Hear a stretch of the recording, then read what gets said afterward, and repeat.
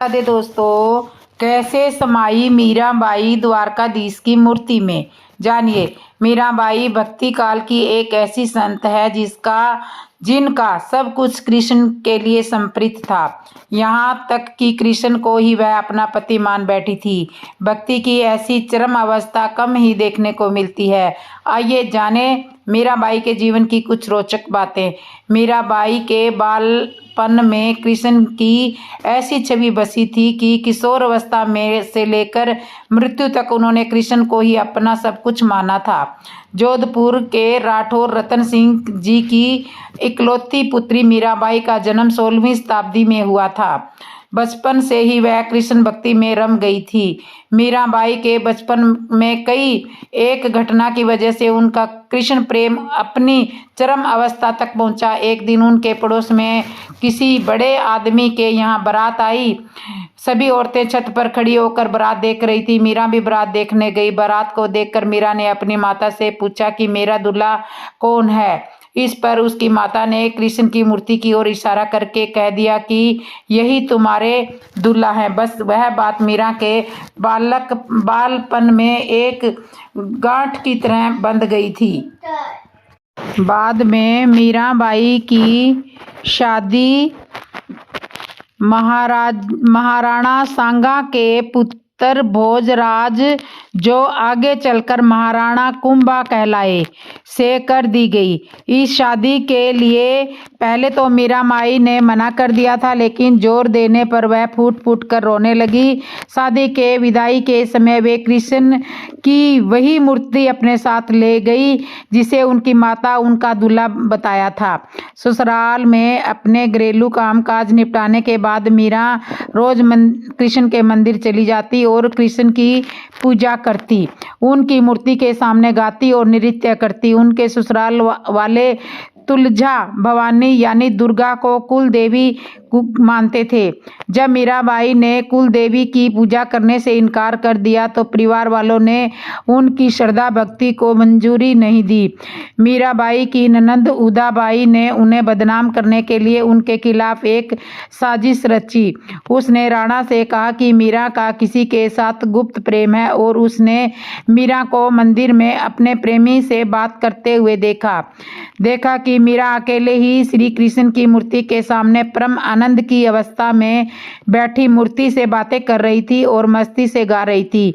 राणा मीरा पर चिल्लाया, मीरा तुम जिस प्रेमी से अभी बात कर रही हो उसे मेरे सामने लाओ। मीरा ने जवाब दिया, वह मेरे सामने बैठा है, मेरा स्वामी नैन चोर जिसने मेरा दिल चुराया है। और वह समाधि में चली गई। इस घटना से राणा कुंभा का दिल टूट गया, लेकिन फिर भी उसने एक अच्छे पति की भूमिका निभाई और मरते दम तक मीरा का साथ दिया। हालांकि मीरा को राजगद्दी की कोई चाह नहीं थी, फिर भी राणा के संबंधी मीरा को कई तरीकों से सताने लगे। कृष्ण के प्रति मीरा का प्रेम शुरुआत में बेहद निजी था, लेकिन बाद में कभी कभी मीरा के मन में प्रेमानंद इतना उमड़ पड़ता था कि वह आम लोगों के सामने और धार्मिक उत्सवों में नाचने गाने लगती थी। वे रात में चुपचाप चित्तौड़ के किले से निकल जाती थी और नगर में चल रहे सत्संग में हिस्सा लेती थी। मीरा का देवर विक्रमादित्य, जो चित्तौड़ का नया राजा था, बहुत कठोर था। मीरा की भक्ति, उनका आम लोगों के साथ घुलना मिलना और नारी मर्यादा के प्रति उनकी लापरवाही का उसने बड़ा विरोध किया। उसने मीरा को मारने की कई बार साजिश की। यहाँ तक कि एक बार उसने मीरा के पास फूलों की टोकरी में एक जहरीले सांप को रख कर भेजा और मीरा को संदेश भिजवाया कि टोकरी में फूलों के हार है।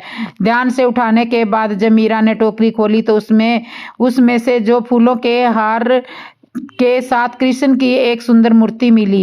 राणा का तैयार किया हुआ कांटों का बिस्तर भी मीरा के लिए फूलों का सेज बन गया। जब मीरा उस पर सोने चली, जब यातनाएं बर्दाश्त से बाहर हो गई तो उन्होंने चित्तौड़ छोड़ दिया। वे पहले मेवाड़ गई, लेकिन जब उन्होंने वहां भी संतोष नहीं मिला तो कुछ समय के बाद उन्होंने कृष्ण भक्ति के केंद्र वृंदावन का रुख ले लिया। मीरा मानती थी कि वह गोपी ललिता ही है जिन्होंने फिर से जन्म लिया है। है।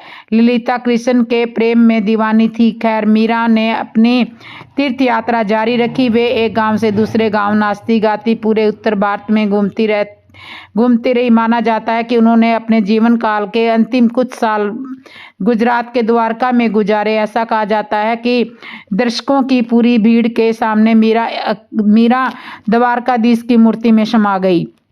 इंसान आमतौर पर शरीर, मन और बहुत सारी भावनाओं से भरा है। यही वजह है कि ज़्यादातर लोग अपने शरीर, मन, भावनाओं को संप्रीत किए बिना किसी चीज़ के प्रति खुद को संप्रीत नहीं कर सकते। विवाह का मतलब यही है कि आप एक इंसान के लिए अपनी हर चीज़ संप्रीत कर दें, अपना शरीर, अपना मन और अपनी भावनाएं। आज भी कई ईसाई संप्रदायों में नयन बनने की दीक्षा पाने के लिए लड़कियां पहले जीसस के साथ विवाह करती है। कुछ लोगों के लिए यह संप्रण शरीर, मन और भावनाओं के परे है, एक ऐसे धरातल पर पहुंच गया है जो बिल्कुल अलग था, जहां यह उनके लिए परम सत्य बन गया था। ऐसे लोगों में से एक मीराबाई थी, जो कृष्ण को अपना पति मानती थी। जीव गोसाई वृंदावन में वैष्णव संप्रदाय के मुखिया थे। मीरा जीव गोसाई के दर्शन करना चाहती थी, लेकिन उन्होंने मीरा से मिलने से मना कर दिया। उन्होंने मीरा को संदेशा भिजवाया कि वह किसी औरत को अपने सामने आने की इजाज़त नहीं देंगे। मीराबाई ने इसके जवाब में अपना संदेश भिजवाया कि वृंदावन में हर कोई औरत है। अगर यहाँ कोई पुरुष है तो केवल गिरधर गोपाल।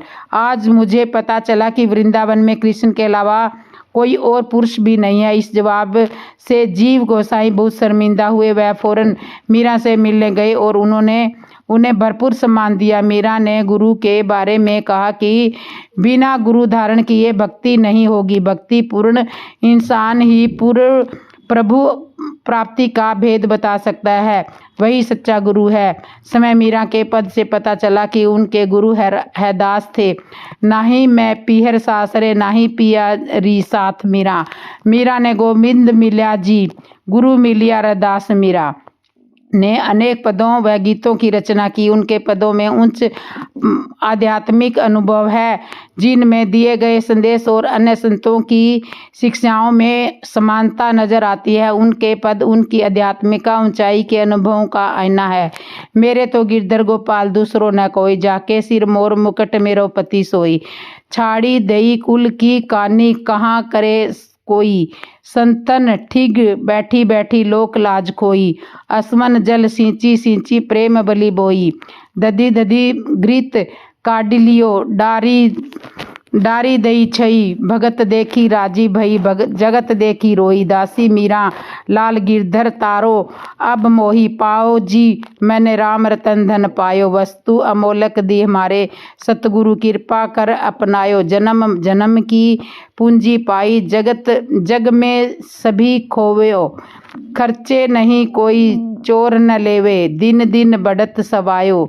संत की नाव खेवैया, सतगुरु भवसागर तर आयो।